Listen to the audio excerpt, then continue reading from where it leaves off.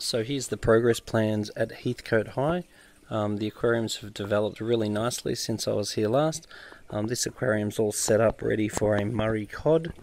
Then we've got a tank with some bristlenose that will eventually grow up and breed. Now we've got a little live bearer tank with some swordtails and platies. Now we've got a feature fish with this Fenestratus. We've got a cichlid aquarium. The cichlids need to be fed a little bit better, probably given a little bit better quality food. They're looking a bit skinny, and also their filter is not working, so that filter needs to be replaced. It does have a power head which is giving very good surface agitation. These guys need a filter.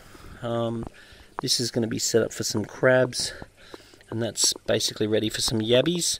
While there's not much stock in the tanks, these will not need aeration. If they start getting heavily populated, we are going to want to add an aerator. Then over here we've got some fighting fish that will need to be kept an eye on because the male is likely to bash the hell out of the females, so that will need to be juggled to see how that one goes. It needs to wing that one a bit. We've got a beautiful big ghost knife fish that's currently hiding in that rock there. We're going to have to keep an eye on the pH, make sure the temperature stays up nice and warm to make sure that he stays healthy and happy. We've got a bunch of new goldfish, and the goldfish in this tank are quite skinny, so they need to be fed higher quality foods and definitely more food. Then we've got some Oscars. So these Oscars are loving life. Apparently one of these Oscars actually had surgery from the teacher. The teacher actually had to dislodge some fake plants out of the mouth and gills of these fish, and then we're set up ready for a turtle. And it's really important that when the turtle does come, that we ensure this is a UVB globe, and we make sure these glass lids are removed, because we don't want the turtle we don't want the UV light going through glass. We've got some great Paul Talbot DVDs there in their collection, which is good to see. So this is coming along very nicely.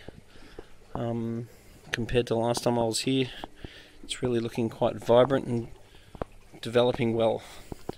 So with a few more little changes, we'll be able to make this even more interesting, enroll more of the kids and get them involved in the basic science that is fish keeping.